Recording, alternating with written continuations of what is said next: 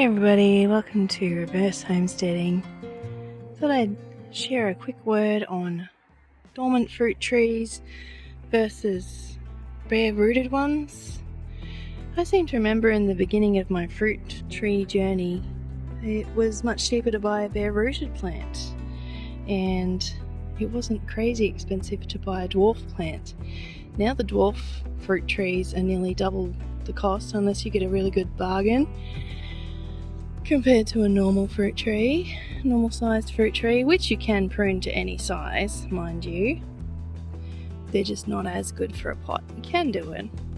But yeah, now I did wonder in the last 5 years or so, I think people have, basically become a little bit more happy to take money from people. Let's just put it that way.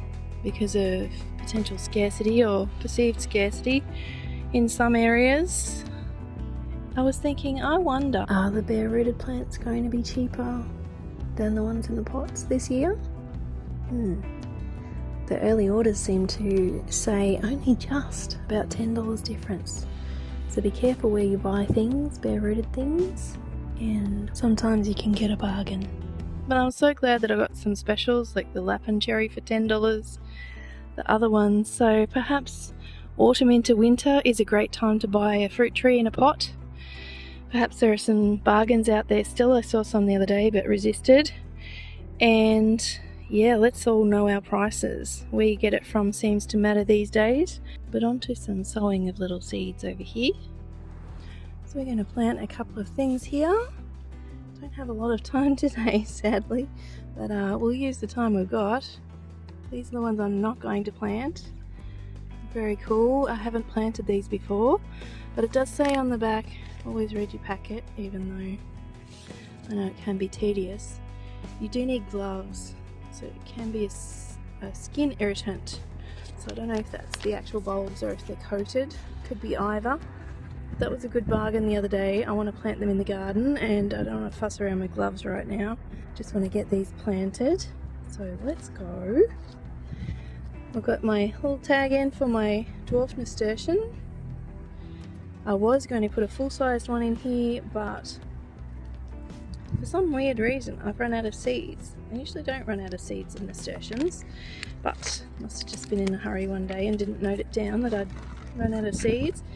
Nasturtium seeds are kind of funny looking, and people can pickle them. I actually know someone in Queensland who pickled them and gave me a taste, and they were really good. I actually liked them, and they're called the poor man's caper. So if you like capers, you might like these. If you like peppery tasting things, I'm just going to plant a few today. And I've got some potting mix here on one half, just to show you the difference between the light fluffy potting mix, or the seed raising mix, and the general potting mix, which is quite barky. This is even barkier than usual, but a lot of gardeners around the world have had that problem with their compost, their seed raising mix, that sort of thing. So I'll just put some seed raising mix on the other side just to give it a bit more help.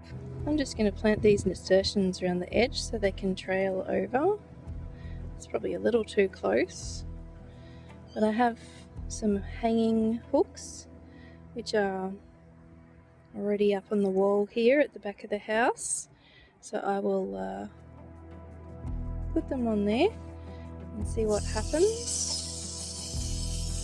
In the meantime, so I'm going to plant probably my cuttings in the other side. I'll just water the whole thing because the whole thing needs a bit of water. When I originally filled these, I did water it and leave it overnight, just because I wasn't ready to do the rest. Alright, so that's that one done. Hopefully they'll come up soon. I'll put them in my mini greenhouse to make sure they're nice and warm.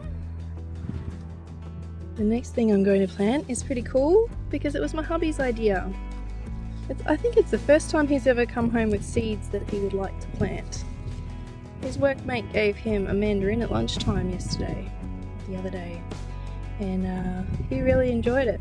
So he thought perhaps we could grow one, which is fantastic. And if it's an imperial mandarin, it should grow true to type, so it'll be the same as the parent plant. But if it's not an imperial mandarin, you might get something inferior. But they're a beautiful shrub, so I'm willing to take that chance because I've got a little bit of space. I'll keep it in a pot so I can keep an eye on it. And then if it's in a pot, it's not taking up garden space. And I'm just going to plant these really thickly because I don't know which ones will come up, of course. And I don't want to give a massive amount of space to them. Technically you should put one in a pot each, but I'm just going to wing it here because this is a long-term experiment. It could take up to 10 years for these to fruit, although most internet sources say 5-ish, 3 to 5, but who knows? I suppose worst case scenario is what they try to bring to us so we don't get disappointed. But citrus seeds are ones that you have to plant fairly soon. These are a bit dried out, but they're only a couple of days out of the fruit, so they could just be perfectly fine. So these need to go in a warm spot, so spring is probably the best time to be planting something like this. Another case of do as I say, not as I do. So I'm going to put these in my little mini greenhouse and they'll be nice and warm there. So I hope you're finding some seeds you can sow in your garden, or do some garden planning, improve your soil, or put in some new garden beds. There are lots of things you can do over winter, but I hope you're having fun in your garden. Thanks for watching, we'll see you next time.